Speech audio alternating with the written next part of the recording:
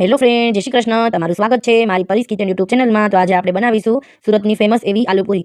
મિત્રો, તમે મારો વિડીયો અને ચેનલને સબસ્ક્રાઇબ ન કરી હોય તો તમે સબસ્ક્રાઇબ, લાઇક અને શેર કરી દેજો, તો તમને મારા નવા વિડીયો જોવા મળશે. તો આપણે બનાવી લઈએ સુરતની ફેમસ એવી આલુપુરી. તો મેં એમાં રગડો બનાવવાનો છે આપણે પહેલાં. તો મેં એક વાટકો વટાણા પલાળી અને પહેલેથી રાખી દીધા હતા. એક વાટકો માપ લઈને તમારે પલાળવાનું છે, તો એકદમ મસ્ત માપ સાથે બનીને તૈયાર થશે. 2 બટેટા નાખી દઈશું આપણે એક વાટકા વટાણાના રગડામાં. આ 3 થી 4 જણાને રગડો થઈ રહેશે.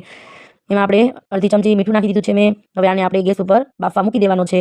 મિત્રો, તમે આવી રીતે ઘરે રગડો બનાવશો તો 4 થી 5 જણા આરામથી આલુપુરી ખાઈ શકશે અને એકદમ મસ્ત ટેસ્ટી બનશે. હવે રગડો બફાઈ ત્યાં સુધી આપણે લીલી ચટણી બનાવી લઈએ. 4 થી 5 લીલા મરચાં લીધા છે અને 100 ગ્રામ જેટલા ધાણા લીધા છે મેં, અને 1.5 લીંબુનો રસ લઈ લેવાનો છે. થોડા ધાણા કરી આપણે ચટણીમાં પીસી લેશું. અમે અડધી ચમચી મીઠું નાખી દીધું છે અને 1 ચમચી આપણે ખાંડ લેવાની છે.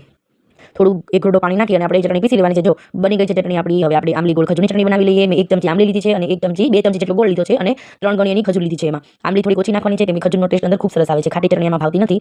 અને 1 ચમચી મીઠું નાખી દેવાનું છે અને આપણે આને બાફવા મૂકી દઈશું. જો મેં બાફી અને થળિયા અલગ કરી અને પલ્પ કાઢી લીધો છે. પછી આપણે આને મીઠું નાખવાનું છે, મસાલા કરી દઈશું બેઝિક. 1 ચમચી ધાણા જીરું પાવડર નાખી દઈશું. આમાં ધાણા જીરા પાવડરનો ટેસ્ટ ખૂબ સરસ આવે છે. અને 1 ચમચી આપણે કાશ્મીરી લાલ મરચું લઈ લીધું છે મેં. અને તીખી બનાવી હોય તો તમે નોર્મલ લાલ મરચું પણ નાખી શકો છો. અને આપણે ગેસ ઉપર એને ઉકળવા મૂકવાની છે 5 થી 7 મિનિટ માટે. મિત્રો, આવી જાડી ચટણી આપણે તૈયાર કરવાની છે. બનાવીને પતલી ચટણી આમાં ભાવતી નથી, એટલે તમે જાડી ચટણી બનાવીને તૈયાર કરશો તો મસ્ત લાગશે. હવે આપણે પૂરી બનાવવા માટે મેં 100 થી 150 ગ્રામ જેટલો લોટ લઈ લીધો છે મેંદાનો. એમાં આપણે 1 ચમચી મીઠું નાખીશું, અડધી ચમચી જેવું સ્વાદ પ્રમાણે, અને 1 ચમચી મોણ નાખી અને લોટ આપણે બાંધી લેવાનો છે. પછી 5 થી 7 મિનિટ માટે રેસ્ટ કરવા મૂકી દેવાનો છે અને આપણે નાના લુવા કરી અને પૂરી વણી લઈશું. જો મેં લોટને રેસ્ટ કરવા મૂકી દીધો છે. આપણો લોટ છે રેસ્ટ થઈ ગયો છે. હવે આપણે નાના મીડિયમ સાઇઝના લુવા કરી અને પૂરી વણી લેવાની છે. આને તમે મોટો રોટલો બનાવી અને કોઈ બીબાના મદદથી પણ રાઉન્ડ શેપની પૂરી પાડી શકો છો. મેં આવી રીતે એક વણી અને બનાવી છે અને એકદમ ફૂલે ત્યાં સુધી આપણે પૂરીને ફાસ્ટ ગેસે તળવાની છે અને ધીમા ગેસે આપણે એને ક્રિસ્પી બનાવવાની નથી, લૂઝ પૂરી રાખવાની છે. પછી આવી રીતે દબાવી દેવાની છે, એટલે એકદમ મસ્ત બનીને તૈયાર થઈ જાય પૂરી. પૂરી બની ગઈ છે આપણી, ચટણી પણ બની ગઈ છે. હવે રગડો પણ બફાઈ ગયો છે. જો એકદમ મસ્ત રગડો બફાઈને તૈયાર થઈ ગયો છે. હવે આપણે એને નોર્મલ રીતે વઘારવાનો છે. બહુ વધારે મસાલા નથી નાખવાના, કેમ કે આપણી ચટણી છે ખજૂર આમલીની લીલી ચટણી આપણે એકદમ મસ્ત બનાવેલી છે. આપણે હિંગ અને હળદર નાખી અને લાલ મરચું પાવડર નાખવાનું છે. પછી આપણે રગડો વઘારી નાખશું. બહુ વધારે નોર્મલ મસાલા કરીને જ આપણે રગડો બનાવવાનો છે, કેમ કે પછી બહુ વધારે મસાલા નાખશું તો આપણી પૂરીનો ટેસ્ટ નહીં આવે, સ્પાઇસી થઈ જશે, બાળકો પણ નહીં ખાઈ શકે. 1 ચમચી આપણે એવરેસ્ટનો ગરમ મસાલો નાખી દઈશું અને થોડા વધારે ધાણા નાખી દેવાના છે. આગળ પડતા ધાણા નાખશો તો ખૂબ ટેસ્ટ આવે છે રગડાનો.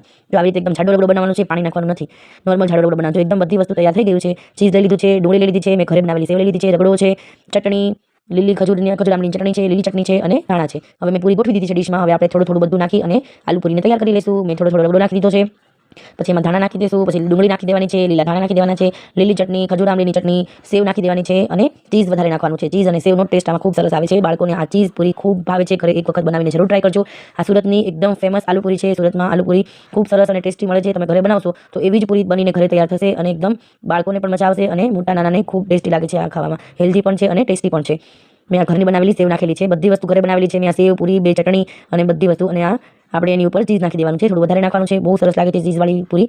તમે એક વખત જરૂર ટ્રાય કરજો મિત્રો, અને કોમેન્ટ બોક્સમાં તમે જરૂર જણાવજો કે તમને મારી રેસીપી કેવી લાગી.